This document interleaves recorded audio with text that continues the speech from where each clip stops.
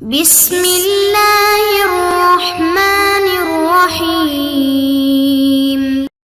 السلام علیکم معزز طلباء کرام، آپ سب کیسے ہیں؟ آج ہم تفسیر بیضاوی کے سبق نمبر 137 کو پڑھیں گے۔ آج کے ہمارے سبق کا عنوان ہے ما قبل سے مناسبت۔ آج کے ہمارے سبق کی عبارت ان الذین کفروا سے شروع ہوتی ہے۔ آئیے سب سے پہلے عبارت پڑھ کے ترجمہ کرتے ہیں، اس کے بعد سبق کی وضاحت کی طرف بڑھتے ہیں۔ مصنف علیہ رحمہ لکھتے ہیں ان الذین کفروا لما ذکر خاصۃ عبادہ وخلاصۃ اولیائہ بصفاتہم التي اہلتہم للہدی والفلاح عقبہم باضدادہم العتاة المردۃ الذین لا ينفع فیہم الہدی ولا تغنی عنہم الآیات والنذر، ولم يعطف قصتهم على قصة المؤمنين كما عطف في قوله تعالى إن الأبرار لفي نعيم وإن الفجار لفي جحيم لتباينهم في الغرض، فإن الأولى سيقت لذكر الكتاب وبيان شأنه والأخرى مسوقة لشرح تمردهم وانهماكهم في الضلال۔ یہ عبارت تھی، اور اس کا جو ترجمہ ہے وہ یہ ہے کہ جب اللہ تعالیٰ نے اپنے مخصوص بندوں اور مخلص دوستوں کا ان کی صفات کے ساتھ ذکر فرما دیا جنہوں نے ہدایت و فلاح کا انہیں اہل بنایا، تو ان کے بعد ان کے مخالفوں یعنی ان نافرمانوں اور سرکشوں کا ذکر فرمایا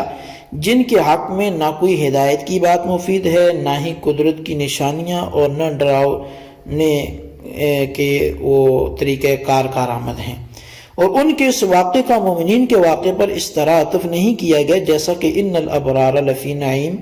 و ان الفجار لفی جحیم میں عطف ہے، اس لیے کہ ان دونوں واقعوں کی غرض مختلف ہے، کیونکہ پہلا کلام یعنی ذالک الکتاب سے هم المفلحون تک قرآن پاک کے تذکرے اور اس کی شان کو بیان کرنے کے لیے لایا گیا ہے، اور دوسرا کلام جو ان الذین کفروا سے شروع ہوتا ہے وہ کفار کی سرکشی اور ان کے انہماک فی الضلال کو بیان کرنے کے لیے لایا گیا ہے۔ اچھا، اب یہاں پر یہ عبارت ترجمہ تو ہو گیا، لیکن اس آیت میں جتنا ہم نے پڑھا یا اس آیت کو اگر دیکھیں تو اس میں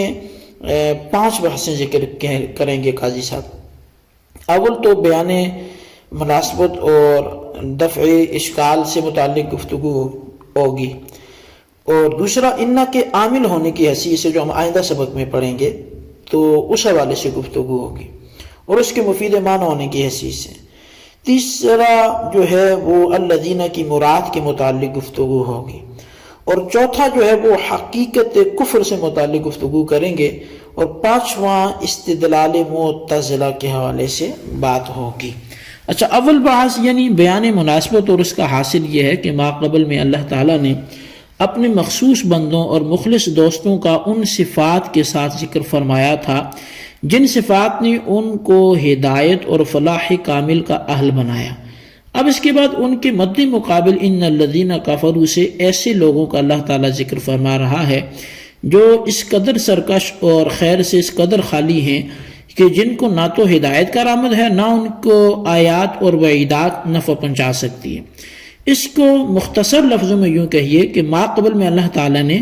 مومنین کا ان کی صفات کے ساتھ ذکر فرمایا تھا، اور اب یہاں سے ان کے ازداد یعنی کفار کو ان کی صفات کے ساتھ ذکر فرمایا جا رہا ہے، تو گویا یہ مناسبت بذکر ازداد ہی ہے۔ رہی یہ بات کہ ان ازداد کو ذکر کرنے کا مقصد کیا ہے، تو مقصد اس سے مومنین کے حال کو نکھارنا ہے، کیونکہ شے اپنی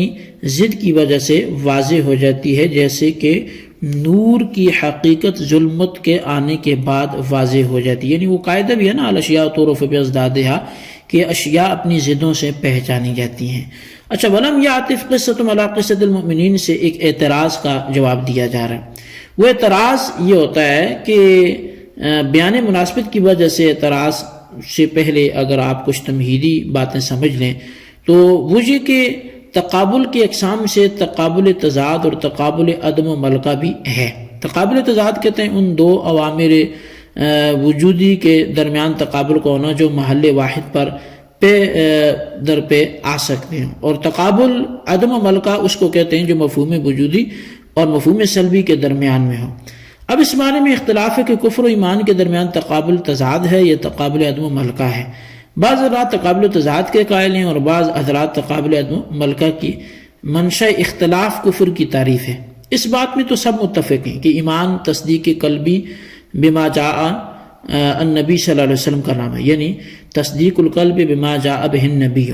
مگر کفر کی تعریف میں اختلاف ہے۔ بعض حضرات نے کفر کی تعریف بھی عدم التصدیق بما جاء بہ النبی کے ساتھ کی کہ اس چیز کی تصدیق نہ کرنا جسے لے کے نبی علیہ السلام تشریف لائے، اور بعض حضرات نے جحود القلب بما جاء بہ النبی کے ساتھ کفر کی تعریف کی ہے کہ دل کا اس چیز پر انکار کر دینا جو نبی علیہ السلام لے کے آئے۔ تو بہرحال جن لوگوں نے عدم التصدیق کے ساتھ تعریف کی ان کے نزدیک کفر و ایمان میں تقابل عدم و ملکہ ہے، کیونکہ عدم التصدیق مفہوم سلبی ہے، اور جن لوگوں نے جحود القلب کے ساتھ کفر کی تعریف کی ہے ان کے نزدیک کفر و ایمان میں تقابل تضاد ہے، کیونکہ جحود القلب بھی معنی کے اعتبار سے وجودی ہے، کیسا بھی ایمان و کفر میں تقابل تضاد مانتے ہیں، کیونکہ قاضی صاحب نے بھی کفر کی تعریف انکار و ما علم کے ذریعے کی ہے۔ اس تقریر سے کفر و ایمان کے درمیان تضاد ثابت ہوا ہے، اور کفر و ایمان کے موصوفین جو ہیں ان میں تضاد ان اوصاف کے واسطے سے ہوگا۔ اسی وجہ سے علامہ تفتزانی نے کہا تھا کہ اسود و ابجد میں تضاد اس لیے ہے کہ ان کے اوصاف میں تضاد ہے، اور تقابل تضاد کو جامع وہمی مانا گیا، اور جب دو جملوں کے درمیان جامع ہوتا ہے تو ان دونوں جملوں میں وصل ہوتا ہے، اور تضاد جامع وہمی اس لیے ہے کہ قاعدہ ہے کہ ایک ضد کی وجہ سے دوسری ضد کا بہت جلدی خیال وہ پیدا ہو جاتا ہے۔ اچھا، دوسری بات یہ کہ کمال انقطاع کے وقت عطف نہیں کیا جاتا۔ اب اشکال سنیے، جو اعتراض ہے وہ یہ ہے کہ آپ کی جو مناسبت بیان کرنے سے معلوم ہوا کہ ان الذین کفروا ما قبل کی ضد ہے، اور جب ضد ہے تو جامع وہمی پایا گیا، اور جب جامع وہمی پایا گیا تو پھر عطف کر دینا چاہیے تھا، جس طرح کہ ان الابرار لفی نعیم و ان الفجار لفی جحیم میں۔ اسی طرح جامع وہمی کی وجہ سے عطف کیا گیا کہ وہمن وہ بھی جامع ہیں، دونوں کو عطف کر دیا، تو یہاں بھی آپ عطف کر دیتے، لیکن یہاں عطف نہیں کیا گیا۔ وجہ کیا ہے؟ جواب یہ ہے کہ اس جملہ کا ما قبل سے کمال انقطاع ہے، اور کمال انقطاع کی صورت میں فصل یعنی ترک عطف متعین ہے، اس لیے یہاں پر بھی عطف نہیں کیا گیا۔ اب رہی یہ بات کہ کمال انقطاع کیسے ہے، تو جواب اس کا یہ ہے کہ دونوں قسم کی غرض کے اندر اختلاف ہے، کیونکہ اول قصہ یعنی ذالک الکتاب سے اولئک هم المفلحون تک کتاب کا تذکرہ ہے، اور اس کی رفعت شان اور کمال کو بیان کیا گیا، اور کمال کو اس طور پہ بیان کیے گئے کہ کتاب سے ریب کی نفی کی گئی، اس کو ہادی قرار دیا گیا۔ ان الذین کفروا سے جو غرض ہے وہ تو کفار اور ان کی صفات قبیحہ کو بیان کرنا ہے، اور صفات قبیحہ کا بیان اس طور پر ہوا کہ ان کی سرکشی اور ان کے انحماق فی الدلال کو واضح طریقہ پر بیان کیا گیا، بہین طور پر کہ ان کے لیے انذار اور عدم انذار کو برابر تک قرار دیا گیا کہ سواء علیہم اانذرتہم ام لم تنذرہم، اور ان پر لا یؤمنون کے حکم